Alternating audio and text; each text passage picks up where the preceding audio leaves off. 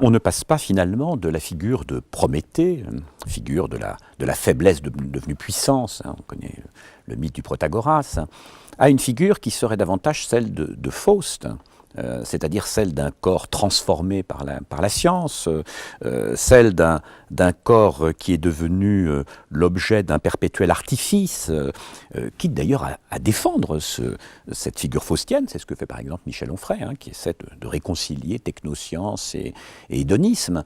Néanmoins, ce glissement de Prométhée à Faust engage fondamentalement, d'une certaine manière, le rapport de l'homme à lui-même.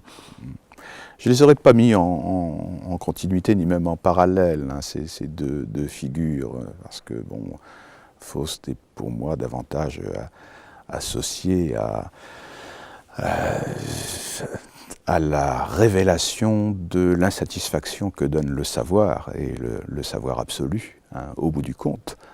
Et Faust est pour moi une figure un peu pathétique, celle du désir de jeunesse et du salut par l'amour. Là, l'éternelle jeunesse, nous retrouvons tout de même ce corps transformé et cette emprise d'un corps duquel on chasse la mort. Ah, ça, absolument. On chasse le temps. Bien sûr.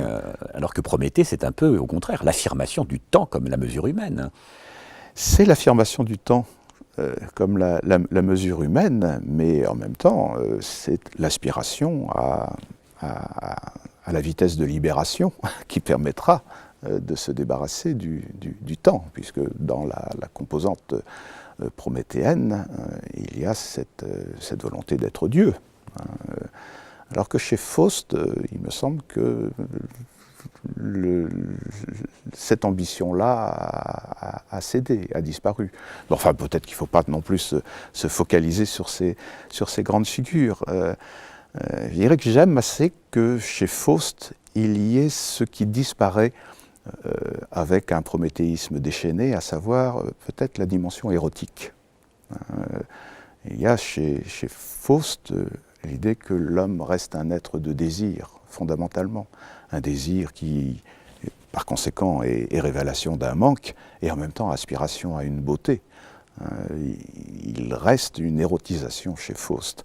Alors que le prométhéisme de la modernité qui confine justement au rêve de l'homme d'acier a désérotisé complètement l'humanité. Nous y sommes, là vous avez une image de Stellarque, le performeur, vous avez là le corps appareillé, ce corps nouveau, le corps appareillé. Oui, ça c'est là donc la figure du cyborg, telle que on aspire de plus en plus à la réaliser. Un cyborg, c'est quand même étonnant, le cyborg, parce que c'est un organisme qui intègre dans son anatomie de la cybernétique, très simplement, mais qui introduit une dynamique dans laquelle on sait qu'on introduira toujours plus de cybernétique dans cette anatomie, qui donc à terme disparaîtra en tant que telle.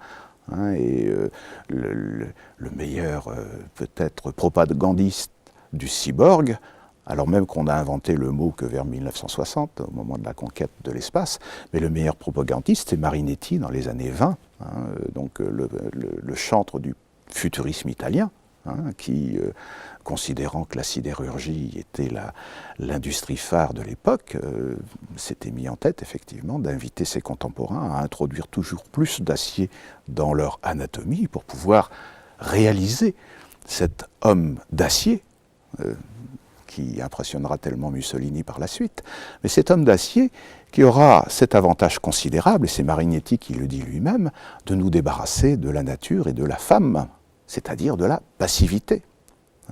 Donc c'est assez extraordinaire cette espèce d'engouement qui revient aujourd'hui pour le cyborg. Certains technoprophètes n'hésitent pas à dire que grâce au cyborg, on va pouvoir se débarrasser de toutes les oppositions dans lesquelles nous nous enferrons.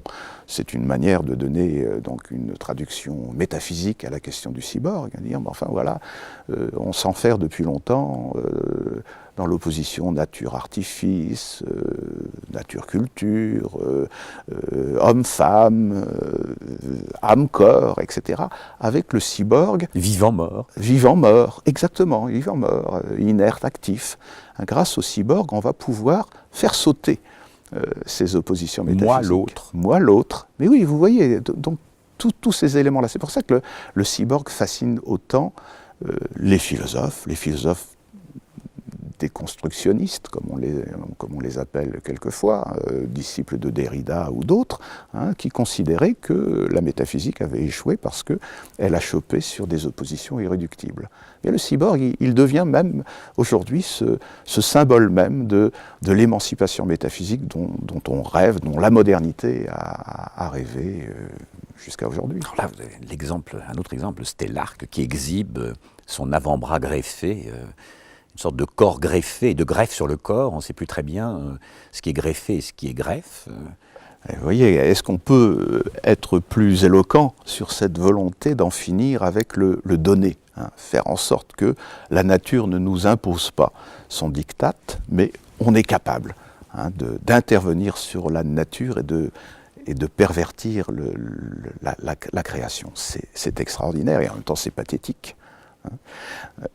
C'est pathétique. Bon, là c'est de l'art, ça va bien, mais il y a un autre personnage qui est un peu de cet acabit, qui s'appelle Kelvin Warwick, en Grande-Bretagne, qui passe son temps à s'implanter des électrodes, des capteurs, des émetteurs, etc., et qui ne rêve rien tant que de pouvoir agir à distance sur son environnement grâce aux ondes électromagnétiques, et ce faisant, d'abandonner, enfin d'abdiquer même le langage comme instrument de communication, puisque nous devrions pouvoir communiquer avec des objets intelligents sans avoir besoin de recourir à cette source de désagrément qui est le langage, puisque le langage est toujours source de malentendus, source de violence, etc.